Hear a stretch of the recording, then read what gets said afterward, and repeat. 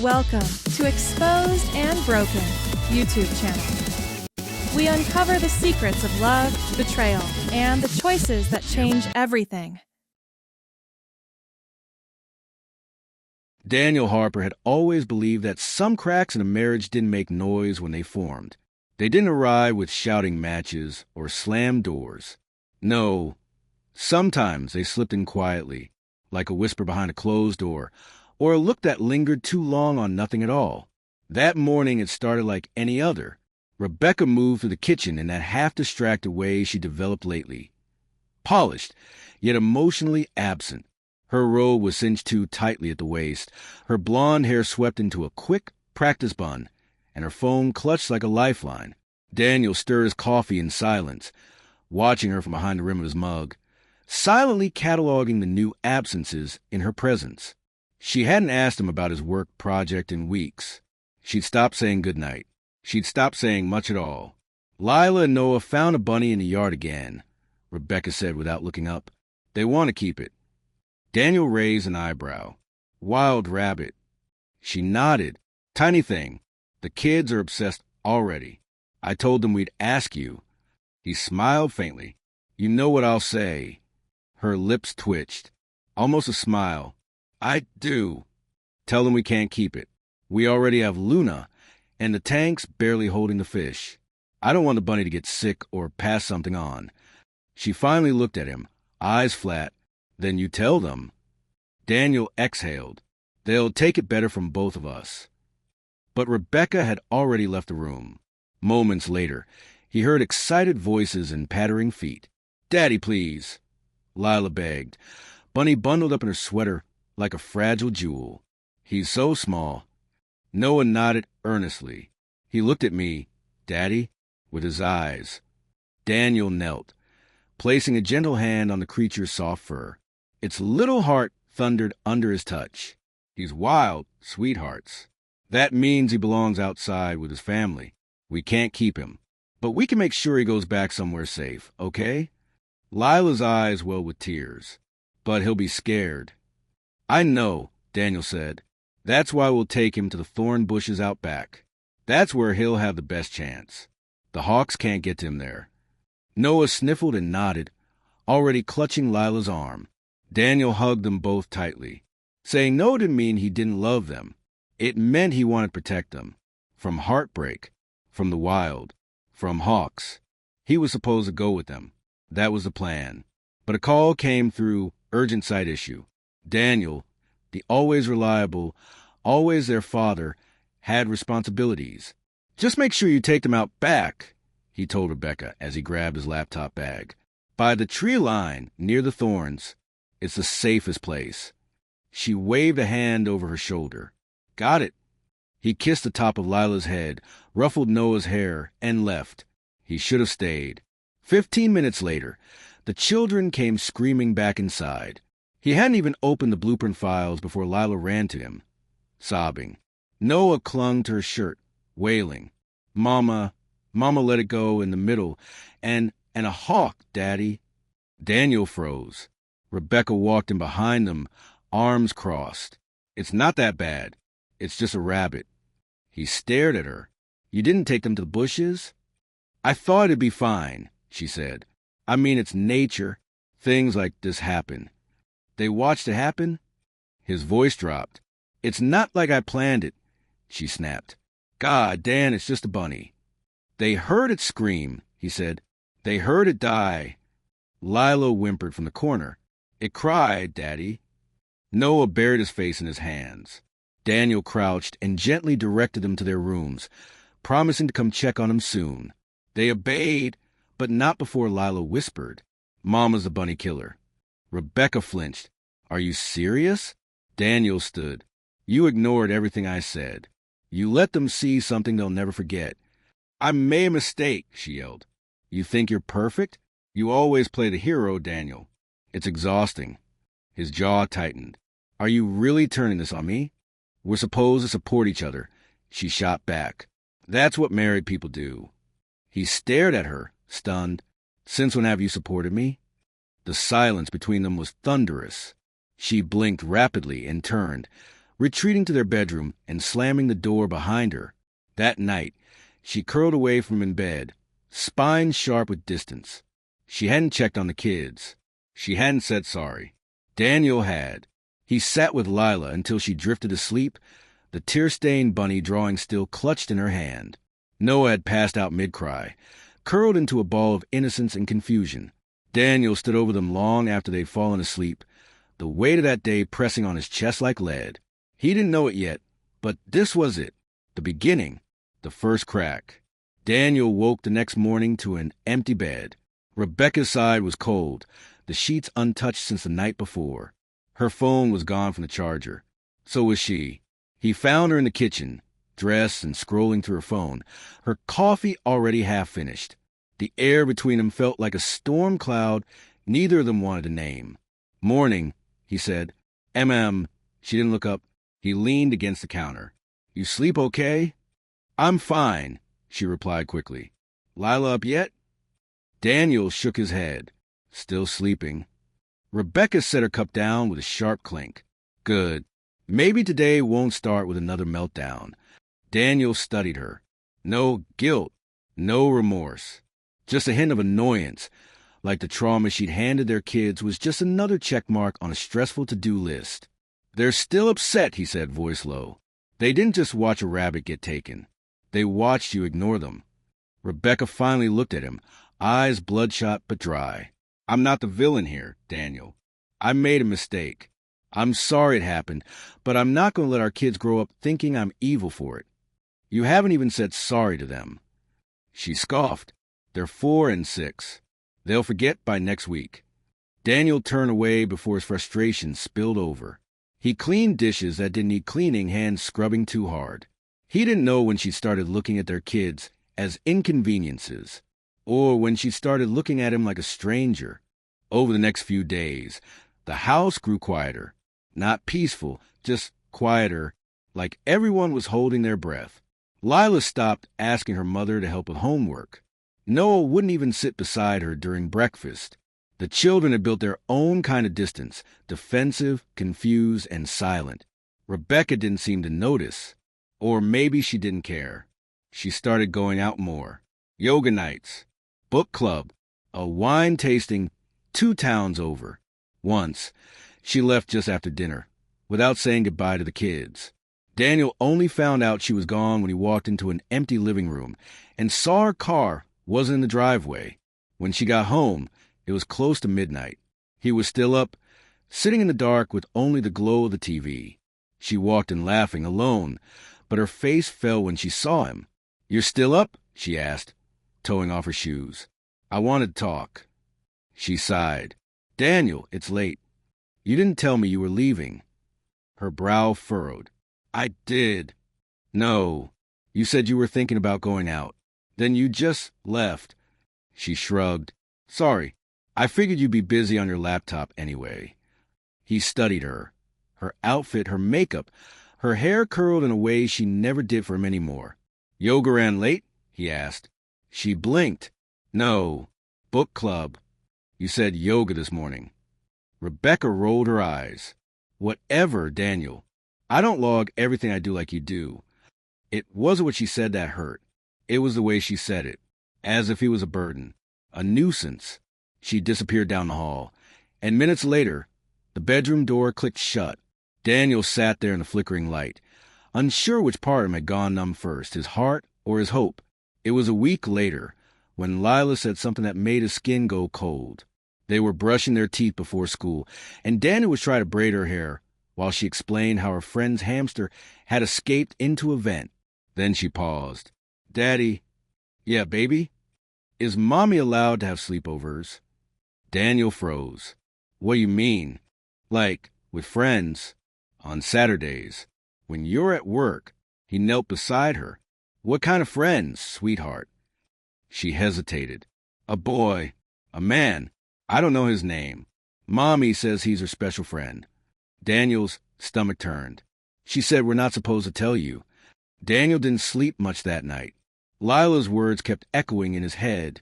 Special friend. Mommy said we're not supposed to tell you. It looped like static under his thoughts. He tried convincing himself it was just a misunderstanding, a figment of childhood imagination, the way kids misinterpret innocent things. But the seed had been planted, and it grew fast. That week, he started watching Rebecca in a way he never had before. Not with affection, not with frustration, but with the sharp focus of someone trying to solve a riddle. She was suddenly dressing better, even when she claimed she wasn't going anywhere. Her phone never left her side. Once, she even took it into the bathroom while brushing her teeth. She'd become territorial with her schedule, too. Plans that used to be open for discussion were now hers, and hers alone. If he asked, she'd bristle. Once, she snapped, "Why do you care so much about where I go?" Daniel wanted to say, "Because you don't tell me anymore. Because our daughter thinks you're having sleepovers with a stranger." But instead, he just said, "Because I'm your husband." That didn't mean much anymore. On a quiet Thursday afternoon, Daniel worked from home while the kids napped. Rebecca had left for another group class at a studio she refused to name. Out of instinct, or maybe desperation, he opened the Find My Phone app they'd once shared back when their trust was unquestioned. Her location didn't show. She'd turned off tracking. That was new. Later that night, he casually mentioned the kids had asked if she had any new friends lately. Her eyes narrowed. "What kind of question is that?" "Just wondering. They said you've had someone over before." Rebecca's face didn't flinch. She didn't miss a beat. "Daniel," she said sharply, "don't start this." "Start what?" "You're going to accuse me of something, aren't you? Say it. Go ahead." "I didn't accuse you of anything," he said calmly. "I'm asking a question." She crossed her arms, eyes blazing. "Well, maybe if you didn't act like a third child half the time, I wouldn't need to have friends." The words hung there, heavy. Daniel said nothing, because in that moment he saw it, the shift, the cruelty creeping into her voice, the readiness to strike. She was looking for a fight, maybe hoping to push him away first, so she could justify whatever it was she was already doing. Later that evening, she slipped out again. "Running errands," she mumbled. She returned with no groceries, no bags, just a faint smirk and the scent of cologne that didn't belong to Daniel. That night, he stared at the ceiling again, jaw tight, heart pounding, not from love, not even from heartbreak, from certainty. Something was happening, and Rebecca was lying. Daniel waited 3 days before making his move. He spent those days watching, listening. Rebecca's behavior was a mirror cracked to the edges. Her mood could swing from manic affection to bitter contempt without warning. She was louder around the kids now, overly cheerful, like a woman auditioning for the part of present mother. But behind closed doors, she barely looked at them, or him. On the 4th day, after the kids were asleep, Daniel opened a private tab and began his search. How to install hidden home cameras without detection. Motion-activated recording, Wi-Fi enabled, discrete designs, night vision. He ordered a small set, tiny black devices disguised as alarm clocks and USB chargers. They arrived at work within 2 days.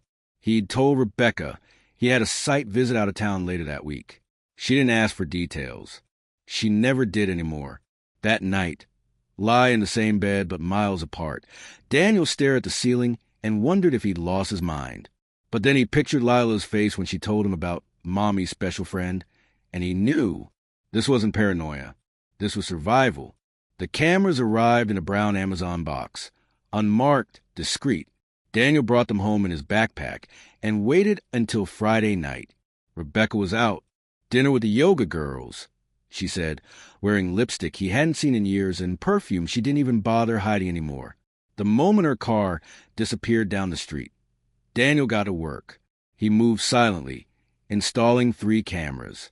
1 in the living room, facing the couch and front door. 1 in the kitchen, posing as a plug-in near the counter. And 1 in the bedroom, carefully tucked inside a fake digital clock on her nightstand. Each was synced to a private app only he could access. He tested the feeds from his laptop. Clear, crisp, quiet. The cameras didn't judge him. They didn't ask questions. They simply watched. It didn't take long. By the following Saturday, while Daniel worked a shift in town, his phone buzzed. Motion detected. Living room. He stepped away, opened the feed, and saw a man standing in his house. Daniel stared, unmoving, as the stranger kicked off his shoes and set a six-pack of beer on the counter. Rebecca entered the frame moments later, smiling, laughing. She kissed the man. Not a polite peck, not a mistake. A kiss full of familiarity and intimacy. She pulled him toward the couch, and Daniel had to pause the video to keep his breathing steady. The world didn't explode. Please like and subscribe. Appreciate all your support.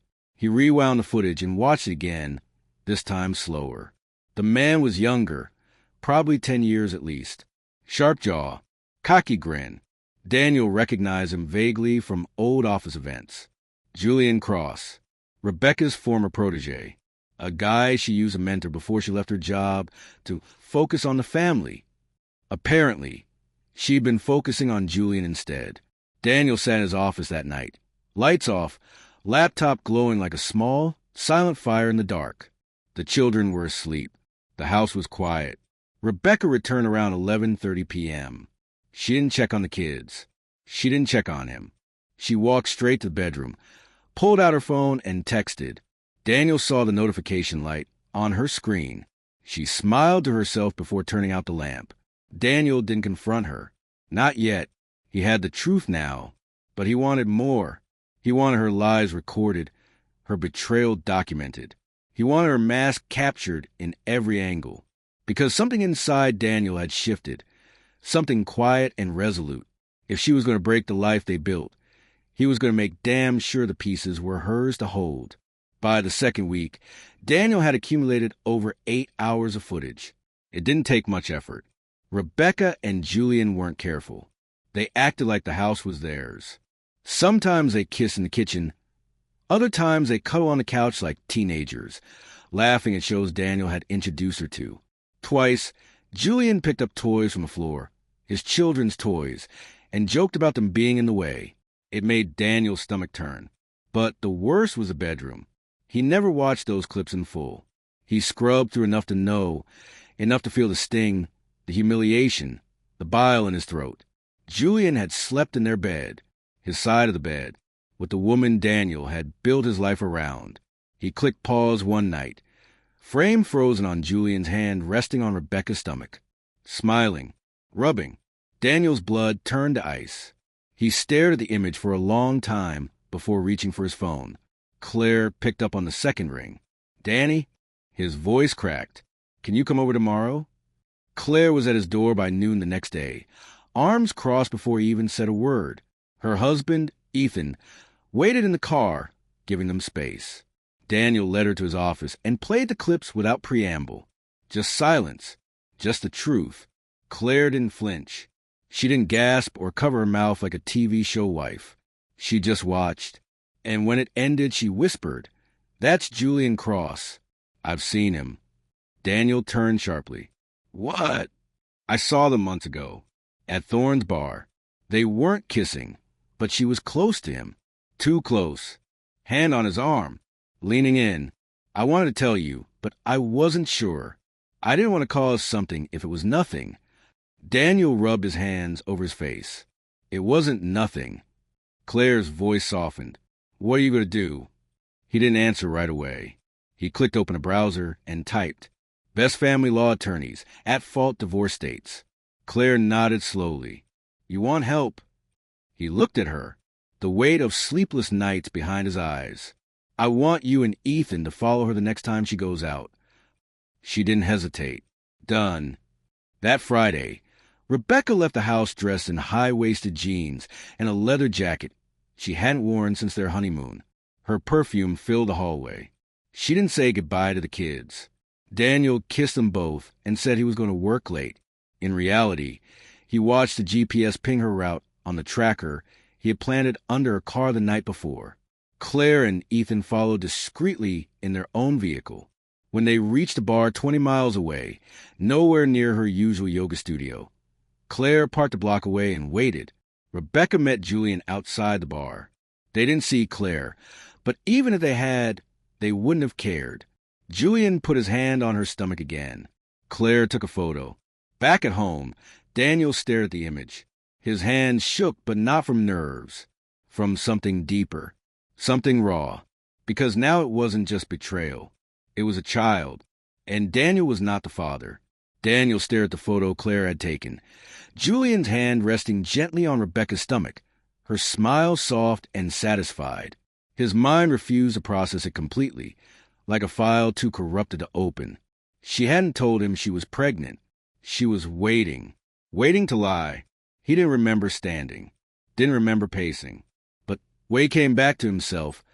The coffee table had been kicked out of place, and his knuckles were sore from where he'd gripped the edge of the sink too hard. Claire sat on the couch watching him, her expression unreadable. "You think it's his?" she asked finally, her voice low. Daniel laughed bitterly, rubbing at his jaw. You saw the way she looked at him. "She's not hiding it from him. She's hiding it from me." Claire nodded. "Then you need to know for sure." The next morning, Daniel ordered a prenatal paternity test. It was a quiet Saturday. Rebecca was in the backyard sunbathing, her legs stretched out on a lounge chair, earbuds in, her phone sitting beside her like a portal to another world. Daniel walked past the open window and studied her through the glass. She was glowing. He thought about how she used to glow with him, when they were young and broke and stupidly in love, when the idea of a baby had meant midnight trips for ginger ale and building nursery furniture at 2 a.m. Now she was glowing for someone else, and lying about it to his face. He looked down at the package in his hand, addressed to David, his alias for deliveries.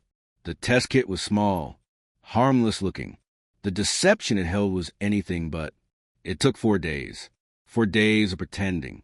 Rebecca remained coldly pleasant, cycling between distance and fake cheer, as if they were in a sitcom where nothing was wrong. She hummed while she folded laundry. She laughed with friends on the phone, told the kids she was just tired, and continued her ritual of retreating to the bedroom alone each night. Daniel slept on the couch by choice now. He said it was back pain. She didn't argue. When the email came, it was nearly midnight. The house was silent. The subject line glowed like a death sentence in his inbox. Paternity results confidential. He clicked it open with shaking fingers. The results were blunt. Probability of paternity, 0%. Daniel didn't cry. He just sat there, still, cold, watching the letters on the screen blur, slightly from the strain behind his eyes. Not his baby, not his family anymore, not his wife. He stood and walked into the kitchen, opened the fridge, and stood there for a long moment, not for food, just for grounding. Rebecca had been lying for months. But this lie cut bone deep. He pulled the fridge door shut and leaned against it, pressing his palms into the cool surface like it might steady the tremble in his chest. It didn't. He thought about the baby, not with resentment, but with a strange ache. That child would never know who Daniel was. Never call him daddy. Never live in the house he built, because the woman he loved had taken that future and given away to someone else. The next day, Daniel scheduled a meeting with a divorce lawyer. He didn't tell Rebecca. He did, however, hold the door open for her with a smile when she left for a book club that night. As she drove away, humming to a playlist Daniel didn't recognize, he checked his cameras again. She'd be gone for hours. Plenty of time to do what he needed to do next. Daniel didn't tell anyone about the results for 2 days. Not even Claire. Not because he was protecting Rebecca, but because he needed time to feel nothing.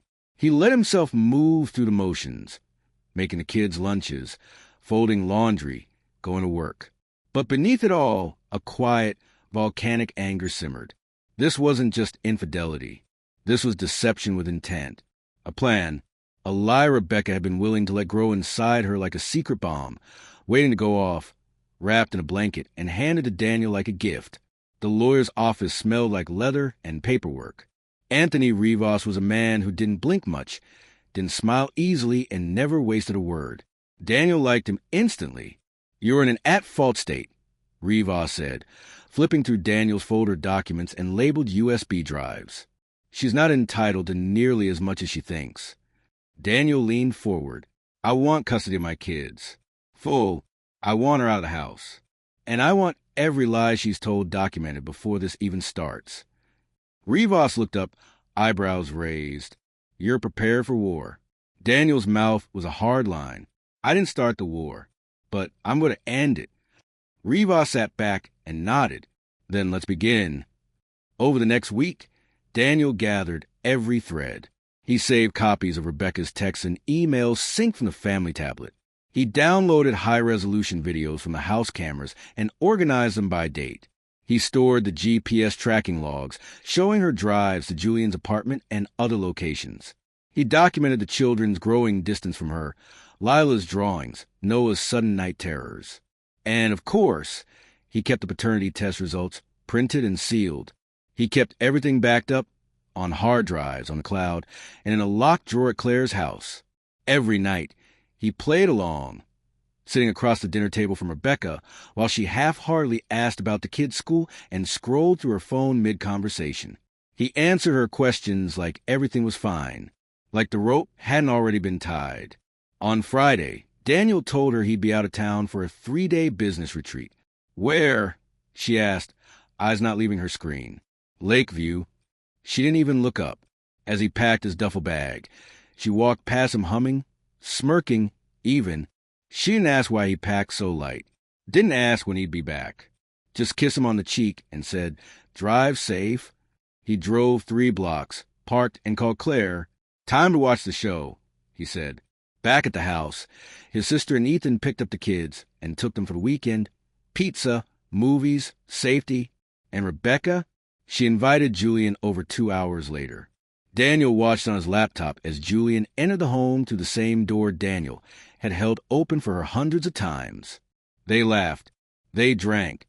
They kissed in the kitchen. And then Daniel hit record. What followed wasn't just physical betrayal. It was verbal annihilation. He watched his wife confess to Julian that the baby was his. Watch her giggle and say, "Daniel's so easy to fool. He thinks we're reconnecting." Watch Julian hesitate, ask about what happens when the baby comes. And then Rebecca's voice, clear as glass. It's not like he'll fight for them. He can keep the other 2. I'm done being a mother. Daniel didn't realize he'd stood up until his chair scraped back against the motel carpet.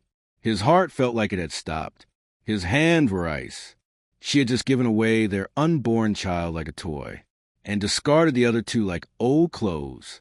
He closed the laptop, sat on the edge of the bed, and let the silence swallow him. He didn't cry. Not anymore. Because now the heartbreak was gone. All that was left was fire. Daniel returned home on Monday morning, calm and silent. He'd already spoken with Anthony Rivas over the weekend. The divorce filing was official. Custody motion? Submitted.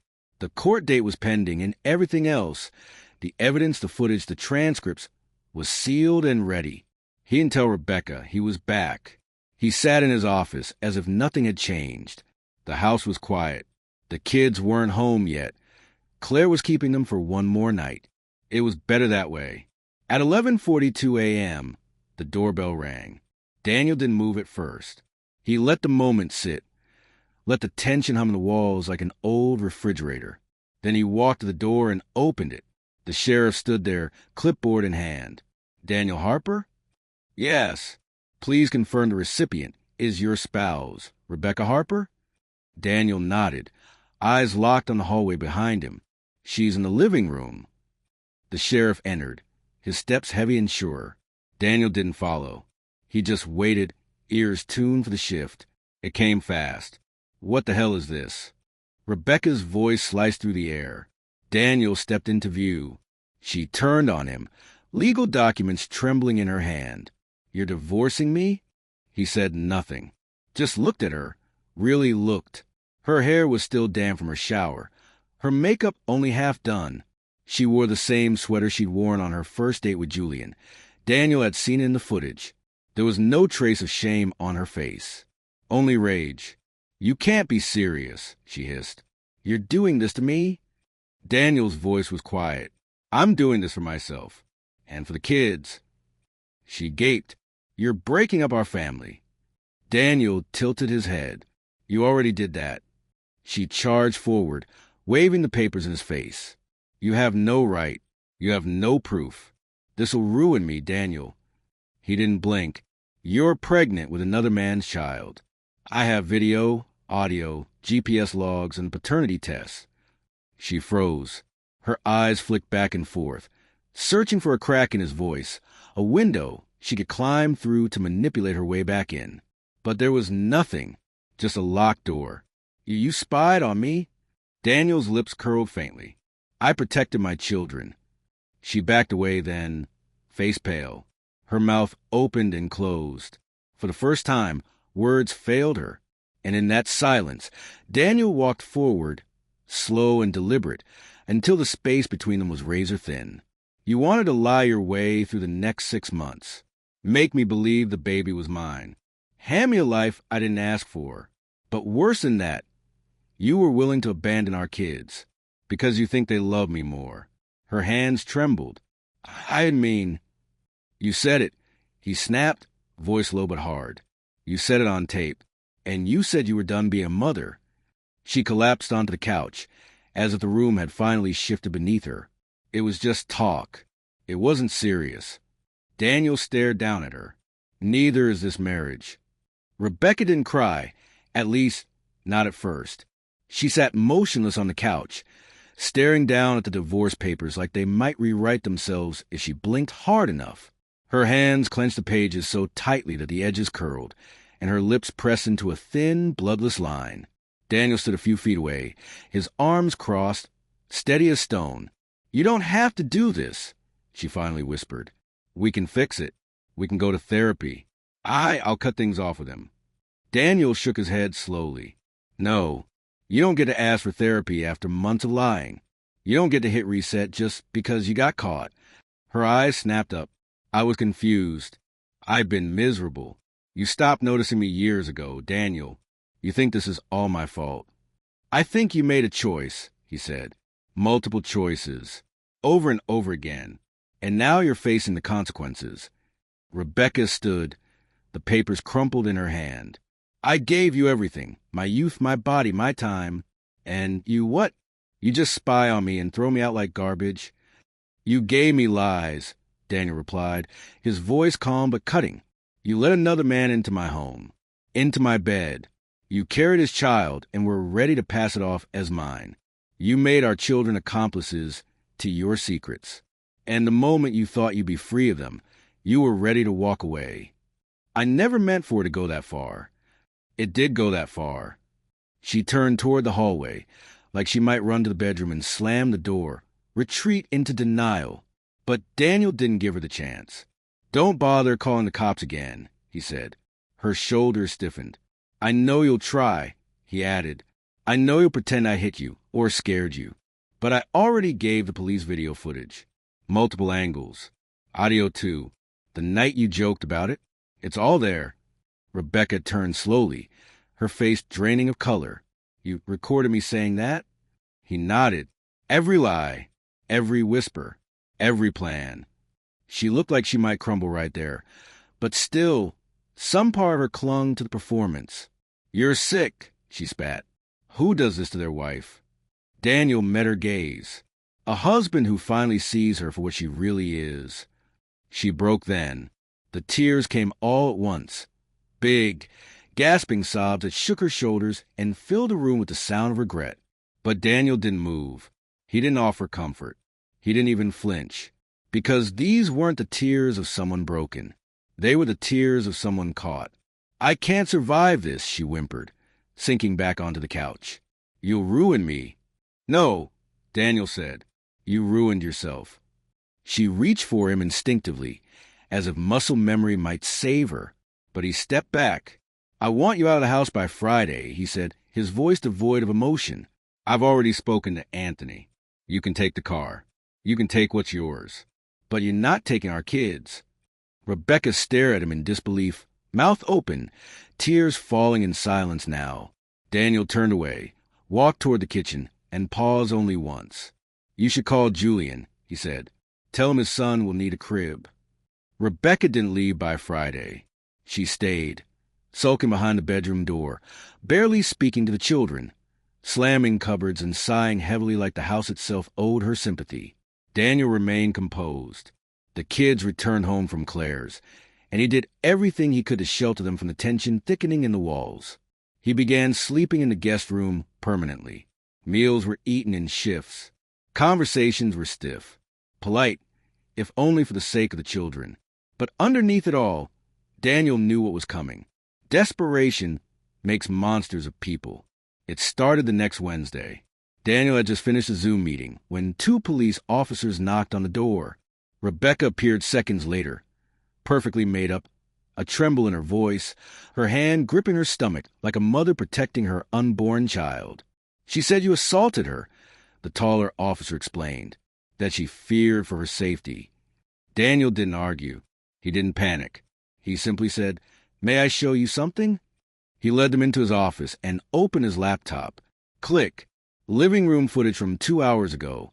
Rebecca, sitting at the kitchen table, sipping tea, no visible injuries, talking to a friend on speakerphone, laughing.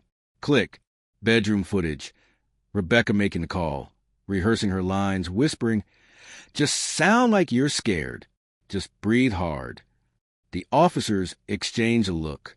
"Everything's time-stamped," Daniel said calmly. "This is my house. These are legal home security cameras." Rebecca's face went pale when the officers turned to her. "We're going to need you to come with us," one of them said. She tried to backpedal. "No, I didn't mean it. He's lying. This is edited." But the handcuffs went on anyway. She was gone for 36 hours. Daniel canceled her access to all joint accounts, changed the locks, and had her belongings packed and waiting on the porch by the time she returned. Claire and Ethan stood beside him, just in case. Rebecca didn't speak. She just stood on the sidewalk, face splotchy from tears, watching him with something between hatred and heartbreak in her eyes. He didn't say a word. She took the bags. Julian didn't come to help her. That night, Daniel sat on the back porch, watching the wind shift the leaves on the trees. Lila climbed into his lap, curling into his chest, her drawing pad tucked under her arm. "Can we stay here forever?" she whispered. Daniel kissed the top of her head. "We're not going anywhere, baby." Rebecca filed her countersuit within a week. It was messy, dramatic, and riddled with accusations, emotional neglect, control, verbal abuse. She even attempted to reframe Daniel's documentation efforts as obsessive surveillance. Her lawyer tried to argue the cameras were a violation of privacy, despite being in Daniel's own home. Anthony Rivas read the petition over once, then tossed it aside like spoiled meat. "She's throwing darts in the dark," he said. "Let's make sure none of them land." In court, Rebecca arrived dressed to inspire sympathy, her stomach showing just enough to signal impending motherhood, her expression downcast, her voice practiced and meek. She claimed Daniel was unloving, detached, that he made her feel invisible, that he'd refused intimacy for years and pushed her into the arms of someone who made her feel alive. Daniel sat in silence as she spoke. He didn't flinch. He didn't argue. He waited. And then, when her story was built high on half-truths and pity, Anthony stood and lowered the hammer. First came the videos. Quiet nights with Julian entering the home. Intimate gestures in Daniel's bed. Their voices laughing as they mocked him. Then came the audio recordings, played clearly in court.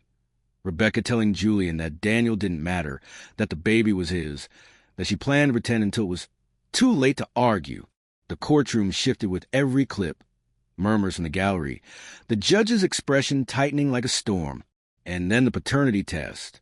Anthony slid the document across the table. The judge scanned it, looked at Rebecca and said, "You knew." Rebecca tried to cry. She tried to turn the conversation back to her pregnancy, her mental health, her regrets. But by then, no one was listening, not even her own lawyer. Daniel only spoke once during the trial. He stood, cleared his throat, and said, "I'm not here to punish her. I'm here to protect my children. She told another man he could have the baby because she didn't want the ones we already have. And the worst part? She meant it." The courtroom fell silent. Rebecca didn't deny it. She couldn't. When the gavel finally came down, the judge's decision was swift and clear. Daniel was awarded full physical and legal custody of Lila and Noah. Rebecca would have no access to the family home. She would retain only her personal belongings and the car Daniel had previously gifted her. All parental rights for the unborn child were declared irrelevant to Daniel, legally and financially. She was left with nothing more than what she had walked into the marriage with, and even less of what she had walked out of it with. After the hearing, she approached him in the hallway, her eyes wild, voice low. "You destroyed me," she hissed. "I hope it was worth it." Daniel looked at her one last time. The pain behind his eyes finally cooled into resolve. "You did that all by yourself." The house was quiet again, but this time it was peace, not tension. No more hush fights behind closed doors. No more whispered lies bleeding through the walls. Just the hum of the dishwasher, the rustle of coloring pencils, the soft thuds of little feet upstairs. Daniel had never realized how loud silence could be until the wrong kind of silence left. He kept things simple, one day at a time. Morning walks with Noah, who always reached for his hand now, without hesitation. Bedtime stories for Lila, who asked more questions than ever, as if she was piecing the world back together in her own way. They still had nightmares sometimes, especially Lila, but she no longer woke up calling for her mother. She called for Daniel, and he came every time. Claire visited often. She brought groceries, stayed for dinner, and never said, "I told you so." She just listened. When Daniel broke down one night while washing dishes, she held his arm and said softly, "It's okay to feel everything now. You don't have to hold the roof up anymore." He didn't reply, just nodded through the tears he didn't expect. Rebecca's name stopped coming up. At first, it was a whisper, something that hung in the corners of the rooms they used to share. Then it faded entirely. She hadn't seen the kids since the final court hearing. Didn't call. Didn't write. Daniel didn't try to explain her absence. He simply filled it. He made lunches, drove carpools, went to parent-teacher meetings. He learned how to braid hair and fix broken toys. He Googled how to help kids trust again and how to do the same himself. One night in early fall, Lila and Noah curled up on the couch beside him while an old Pixar movie played in the background. It wasn't anything new, but they laughed anyway. Lila laid her head on his shoulder and whispered, "We're safe now, right?" Daniel blinked back something tight in his throat. "Yeah, baby," he said. "We're safe now." There were still scars, still shadows. The bedroom door creaked louder than it should. Certain songs on the radio made him pull over just to breathe. Every now and then, he'd wake at 2 a.m. expecting to hear the soft thud of Betrayal walking down the hallway in bare feet. But it never came. Only silence. And silence, Daniel had learned, could be a blessing when you finally earned it. 1 year later, the house felt different. Not because the walls were painted or the furniture had been rearranged, or because Rebecca's old things had long since been boxed up and donated. It felt different because it was his now. The air felt lighter. The silence wasn't heavy. It was healing. The ghosts had moved on. Daniel stood in the backyard watching Lila and Noah build a fort from cushions and cardboard boxes, their laughter cutting to the crisp afternoon air like music. Noah shouted something about a dragon. Lila corrected him. "It's a wolf den, dummy," but hugged him a second later anyway. They were okay. Not untouched. Not the same. But okay. And Daniel? He was still standing. Still whole. Still himself. Even if it took walking through fire to find that man again. The divorce was finalized months ago. The house deed was in his name. The court had permanently upheld his full custody. And Rebecca? Last he'd heard, she'd moved 3 states away. She gave birth to a son, though Daniel didn't know his name. He didn't need to. The chapter was closed. Permanently. Claire had nudged him once or twice to start dating again. He wasn't quite there. Not because he didn't want love again, but because he was learning to be enough without it. For the first time in years, he didn't need someone else to anchor him. His kids were his reason. His own peace was his reward. That night, after the kids were asleep, Daniel stood in the doorway of their rooms, one by one, like he did every night. Checked the covers, brushed back curls, whispered goodnight. And then he stepped out onto the back porch and sat alone beneath the stars. He wasn't waiting for anything anymore. Not an apology, not an answer, not a return. He'd survived the wreckage. And what he had now wasn't just a life after. It was a life rebuilt from scratch. And it was his. 3 years had passed since the storm. The divorce, the court battles, the whispered lies and tape-recorded truths. All of it had settled now into a distant memory, like the ghost of a long winter that had finally melted into spring.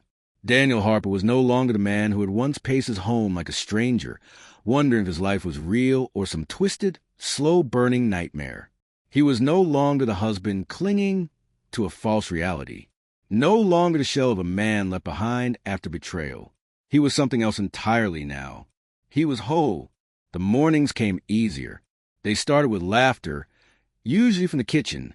Lila, now 11, always arguing with Noah about cereal, volume levels, or who had lost a remote. Their voices weren't strained anymore. They didn't tiptoe through the house like they had back then. The air was light again. Familiar. Safe. Daniel stood at the counter, pouring coffee, watching his kids bicker over cartoons and homework and pancake toppings. He didn't interrupt. He smiled. This was what survival looked like after healing had time to take root. Not perfection. Not quiet. Just real. His phone buzzed. It was Claire, sending a photo from last weekend. The three of them at the lake. Daniel in sunglasses, Lila mid-laugh. Noah holding a fish he swore he caught himself. Ethan had snapped the photo while Claire teased Daniel about finally replacing his ancient grill. He tapped the image and let it sit on the screen. He didn't post it. Didn't send it to anyone. He just looked at it. Because 3 years ago, he wasn't sure he'd ever see this version of himself again. He had healed slowly. Not all at once. The first year was grief.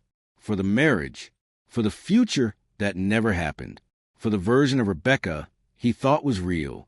There were nights he'd stare at old photos, wondering when the woman in them had started becoming someone else. Did she ever love him, or just the comfort of him? The second year was clarity. Legal proceedings wrapped up, and Rebecca had moved across the country. Word got back that her relationship with Julian had ended, shocker, and she was raising the baby alone. She'd reached out twice. Once to ask if he'd be willing to let the kids meet their half-sibling. Once to ask for money.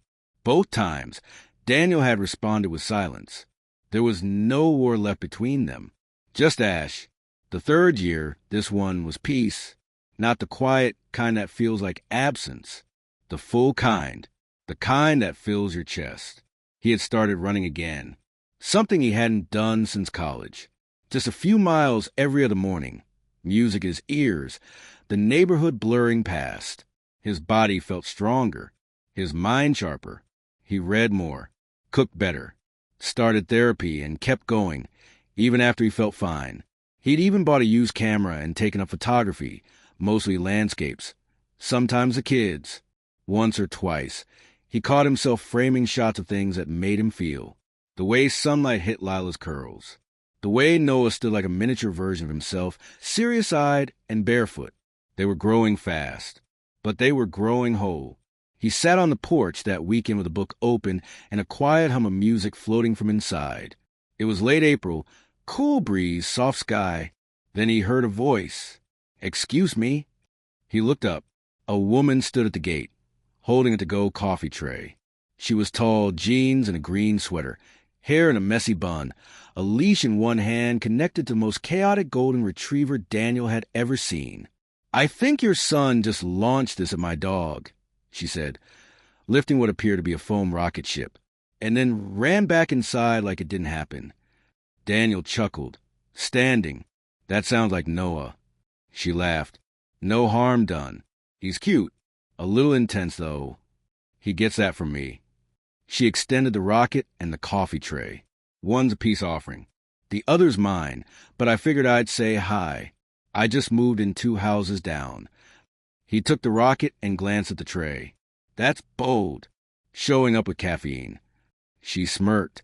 "It usually wins people over." "I'm Daniel," he said. "Anna." They shook hands. Her dog tried to eat his shoelace.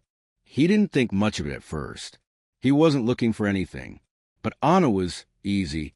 She showed up with muffins one morning by accident. He invited her in when it rained. She met Lila and Noah casually, without trying too hard. Without trying at all, really. She never asked questions about the past. Not right away. She just brought her dog, told funny stories about being a single teacher, and sometimes stayed too long after dinner on purpose. One night, while the kids were at Claire's, they sat on the porch drinking wine and watching the sky. "You're quiet," Anna said. "I'm grateful," he replied. "For what?" Daniel looked up. The stars blinked quietly above them, unbothered, eternal. "For getting here," he said. "For not letting the worst thing that ever happened to me be the end of me." He didn't know what would come of Anna, and that was okay. He wasn't looking for someone to fix him. He just liked sharing the silence with someone who didn't ask him to explain it.